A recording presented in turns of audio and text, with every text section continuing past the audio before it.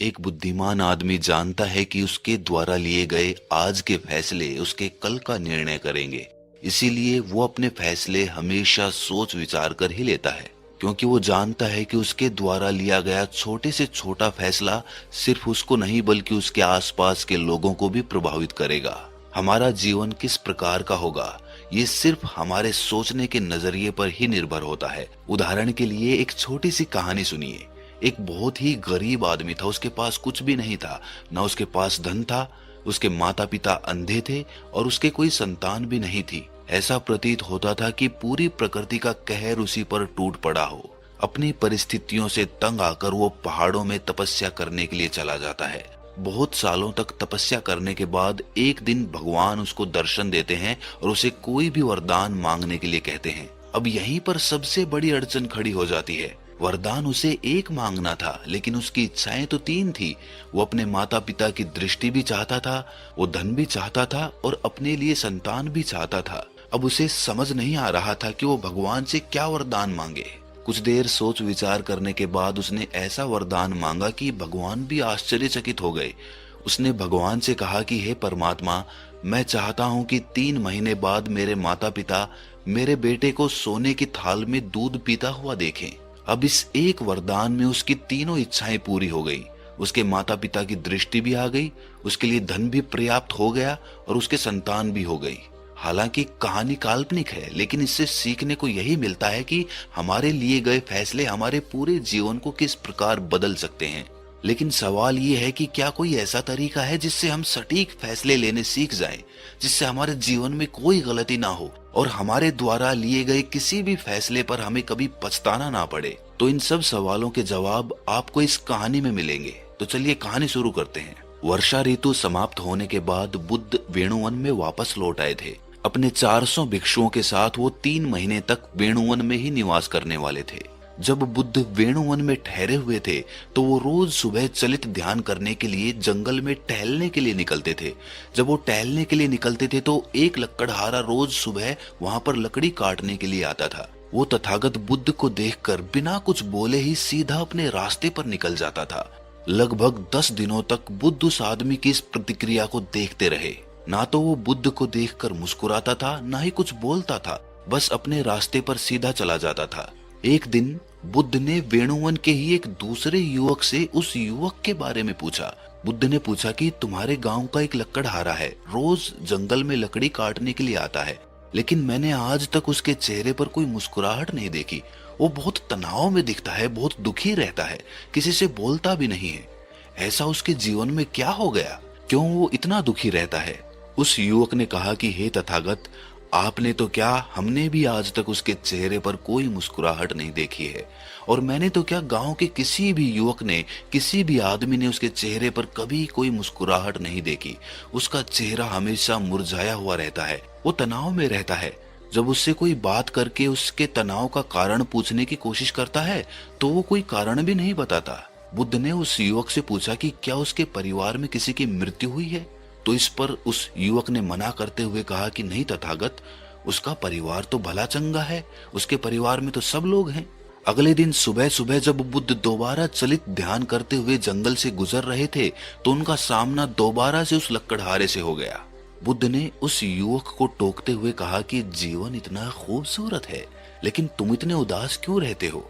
आज 10 दिन हो गए मैं रोज तुम्हें देखता हूँ, लेकिन तुम्हारा चेहरा हमेशा मुरझाया हुआ रहता है। क्या परेशानी है? जीवन इतना आनंद भरा है, लेकिन तुम्हारे जीवन में कोई आनंद प्रतीत नहीं होता। उस युवक ने तिरछे नेत्रों से बुद्ध की तरफ देखते हुए कहा कि मेरी समस्या का समाधान कोई नहीं कर सकता, इसीलिए मैं किसी को अपनी समस्या बताता भी नहीं हूँ। मैं किसी से कोई बात करना नहीं चाहता। मैं अपने जीवन में जैसा भी हूँ ठीक हूँ, मुझे किसी की सहायता की कोई आवश्यकता नहीं है। उसके शब्द कर्कश भरे थे, लेकिन बावजूद इसके बुद्ध मुस्कुराते हुए उस आदमी का कंधा थपथपाकर अपने रास्ते पर आगे बढ़ गए। लकड़हारा भी अपने रास्ते पर आगे चलते हुए सोच रहा था कि बड़ा ही अद्भुत आदमी था। मैंने कितने कर्कश भरे शब्द उसको बोले, लेकिन उसके चेहरे पर कोई शिकन तक महसूस नहीं हुई। कोई आम इंसान होता तो अब तक मुझसे झगड़ बैठा होता, लेकिन वो तो मेरा कंधा थपथपाकर आगे बढ़े हैं। सच में ये कोई महापुरुष हैं। वो ये सब सोचता हुआ अपने रास्ते पर आगे बढ़ रहा था कि तभी बुद्ध ने उसे पीछे से आवाज दी। बुद्ध ने कहा कि बनते, लगता है तुम्हारी लकड़ी यहाँ पर छूट गई है, शायद तुमसे गलती हो गई, वापस आकर अपनी लकड़ियां ले जाओ। लकड़हारा वापस पलटकर बुद्ध के पास पहुंचा और उसने बुद्ध से पूछा कि हे तथागत, आपके बारे में सुना तो बहुत था, लेकिन आज भली भांति पहचान गया कि आप कितने बड़े महापुरुष हैं। मैंने आपसे सीधे मुंह बात तक नहीं की और उसके बावजूद आप मेरी सहायता कर रहे हैं। बुद्ध ने मुस्कुराते हुए कहा कि मेरा जीवन तो मानव जाति के दुखों को दूर करने के लिए ही समर्पित है। अब कोई मुझे अपना दुख बताएगा तो मैं उसके दुख दूर करूंगा, लेकिन तुम्हारे जैसा मनुष्य जो अपना दुख बताना ही नहीं चाहता, भला उसका दुख मैं कैसे दूर कर सकता हूँ। उस लकड़हारे ने कहा कि हे तथागत, मेरा दुख जानकर आप क्या करेंगे? वो दुख दूर नहीं हो सकता है, इसीलिए मैं अपना दुख किसी को बताता नहीं हूँ। बुद्ध ने मुस्कुराते हुए कहा कि हो सकता है मैं तुम्हारे दुख दूर ना कर सकूं, लेकिन दुख बताने से मन हल्का होता है। तुम अपना दुख साझा कर सकते हो और उसके बाद हो सकता है मैं तुम्हारी कोई सहायता भी कर पाऊं। एक बार बताओ तो सही, तुम्हारे जीवन की समस्या क्या है? ये सुनकर वो लकड़हारा भी आज पहली बार मुस्कुराया। उस लकड़हारे ने कहा कि आप ठीक कहते हैं तथागत, लेकिन मैं चाहता हूं कि आप अपना जो भी उपदेश दें मेरे बेटे के सामने दें। शायद मेरे दुख को दूर करने के लिए जो सीख आप मुझे देना चाहते हैं उससे ज्यादा फायदा मेरे बेटे को पहुंचे। इसीलिए मैं कल आपसे अपने बेटे के साथ आपके आश्रम में आकर मिलूंगा। अगले दिन सुबह सुबह जब चलित ध्यान करके बुद्ध अपने आश्रम में वापस लौटे तो वही लकड़हारा अपने बेटे के साथ उनके आश्रम में पहुंचा हुआ था। बुद्ध को ये देखकर बड़ा अच्छा लगा। बुद्ध ने उन दोनों को अपने पास बुलाया। पास पहुंचकर उस लकड़हारे ने बुद्ध से कहना शुरू किया कि हे बुद्ध, मैंने अपने जवानी के दिनों में एक गलत फैसला लिया था जिसकी वजह से मेरा पूरा जीवन बर्बाद चला गया। मैं जवानी में बहुत ही ताकतवर हुआ करता था। मेरी पहलवानी के चर्चे दूर दूर तक फैले हुए थे। मैं चाहता था कि मैं सेना में भर्ती होकर अपने राज्य की रक्षा करूं, लेकिन तभी मुझे एक मित्र ने मुझे व्यापार करने की सलाह दी। मैंने अपना सेना में भर्ती होने का सपना छोड़कर और उसके साथ व्यापार करना शुरू कर दिया। कुछ समय तक तो व्यापार अच्छा चला, लेकिन कुछ समय बाद वो व्यापार भी चौपट हो गया और वो दोस्त जिसके साथ मैंने व्यापार शुरू किया था वो मुझे धोखा देकर, मुझसे छल कपट करके मुझे छोड़कर चला गया। इससे मेरा दिल हमेशा हमेशा के लिए टूट गया। मैं चाहता तो आसानी से सेना में भर्ती हो सकता था, लेकिन मेरे द्वारा लिया गया एक गलत फैसला मेरे पूरे जीवन को बर्बाद कर गया। मैं चाहता हूं कि आप मेरे बेटे को समझाएं कि जीवन में सही फैसला लेना कितना महत्वपूर्ण होता है, और साथ ही साथ आप ये भी बताएं कि सही फैसले किस प्रकार लेने चाहिए, क्योंकि आजकल के युवक लालच में बहुत जल्दी फंस जाते हैं। वो ये नहीं सोचते कि आज जो वो फैसला ले रहे हैं वो उसके जीवन को किस प्रकार बदल देगा। बुद्ध बिना पलक झपकाए उसकी बात बड़े ध्यान पूर्वक सुन रहे थे। बुद्ध ने कहा कि बात तो तुम बिल्कुल ठीक कह रहे हो। तथागत ने उस लकड़हारे के बेटे की तरफ देखते हुए कहना शुरू किया कि सही फैसला लेने के लिए बहुत आवश्यक होता है कि तुम्हारा मन शून्यता में हो। शून्यता का अर्थ है कि तुम्हारे मन में उस फैसले को लेकर कोई भी भावना नहीं है। अक्सर मनुष्य फैसले लेने में तभी गलती करता है जब उसका मन किसी भावना से ग्रस्त होता है। मोह में, लालच में, दूसरों से वशीभूत होकर हम ये भूल जाते हैं कि हम जो फैसला ले रहे हैं वो दूसरों से ज्यादा प्रभावित है, किसी भावना से ज्यादा प्रभावित है, बजाय इसके कि वो फैसला हमारे मन से निर्विकार भाव से निकला है। तथागत की बात सुनकर लकड़हारे ने कहा कि आप ठीक कहते हैं तथागत, मैंने भी अपने जीवन में यही गलती की थी। मुझे लगा था कि सेना में तो मैं थोड़ा सा धन कमा पाऊंगा और व्यापार में मैं बहुत जल्दी बहुत बड़ा धन कमा सकता हूँ, बहुत ज्यादा धन कमा सकता हूँ। इसीलिए लालच में फंसकर मैंने वो गलत फैसला ले लिया।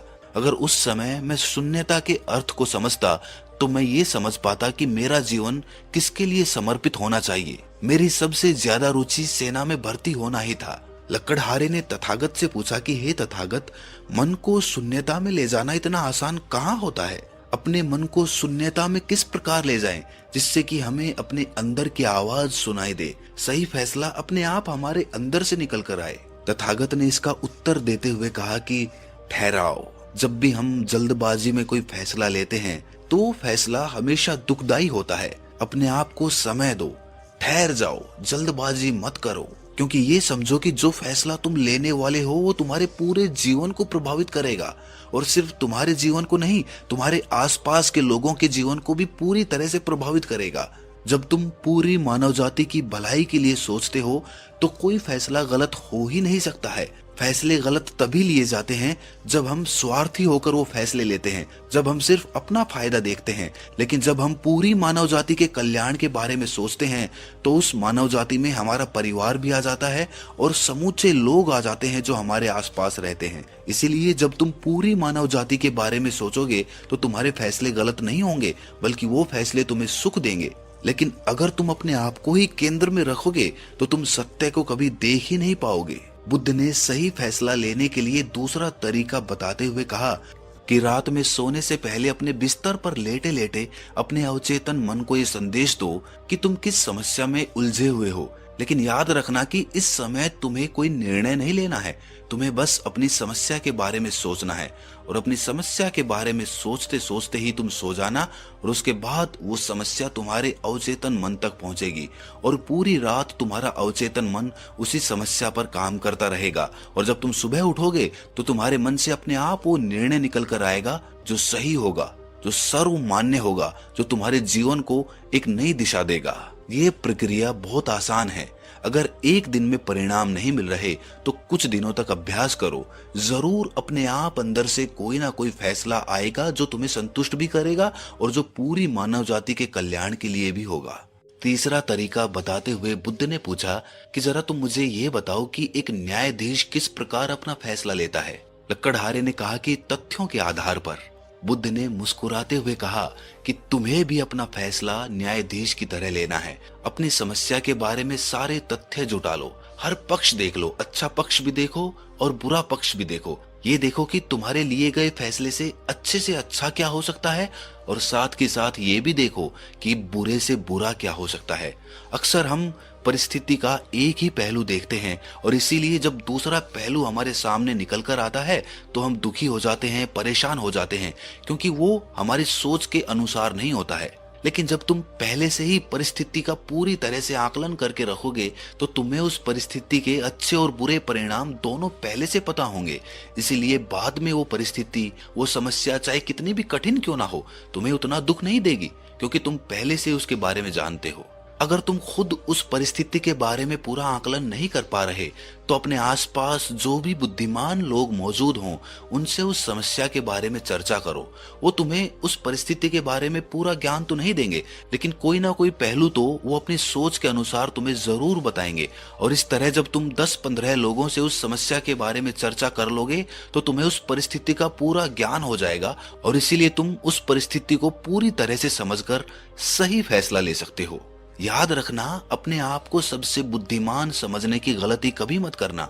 मूर्ख होता है वो इंसान जो अहंकारवश अपने को सबसे बुद्धिमान समझता है। हर मनुष्य के सोचने का एक नजरिया होता है, वो अपना पहलू तुम्हारे सामने रख सकता है। तुम उसे मानो या ना मानो वो तुम्हारी इच्छा है, लेकिन सबका पहलू जान तो लो ताकि कोई भी निर्णय लेते समय तुम्हारे दिमाग में उस परिस्थिति का पूरा ब्यौरा हो। तथागत ने अपनी बात को खत्म करते हुए कहा कि यही कुछ अद्भुत तरीके थे जिनके अनुसार अगर तुम फैसले लेते हो तो तुम्हें जीवन में कभी पछताना नहीं पड़ेगा। वो लकड़हारा तथागत की बातों से बहुत प्रभावित हो गया। वो तथागत के चरणों में नतमस्तक हो गया। उसकी आंखों में आंसू थे। तथागत ने उसको उठाते हुए कहा कि तुम्हारा जीवन तो जैसे बीता वैसे बीता, लेकिन अपने बेटे को हमेशा सही रास्ता दिखाना। इस तरह बुद्ध को प्रणाम करके वो लकड़हारा अपने बेटे के साथ अपने गांव वापस लौट आया। आज सारा गांव देख रहा था कि वो लकड़हारा मुस्कुराता हुआ मस्त मलंग अपने रास्ते पर चला जा रहा था। तो दोस्तों, कैसी लगी ये कहानी आपको कमेंट सेक्शन में जरूर बताना, और अच्छी लगी हो तो इस चैनल को सब्सक्राइब करके नोटिफिकेशन बेल को जरूर प्रेस कर देना। तो मिलते हैं अगली कहानी में, तब तक के लिए अपना ख्याल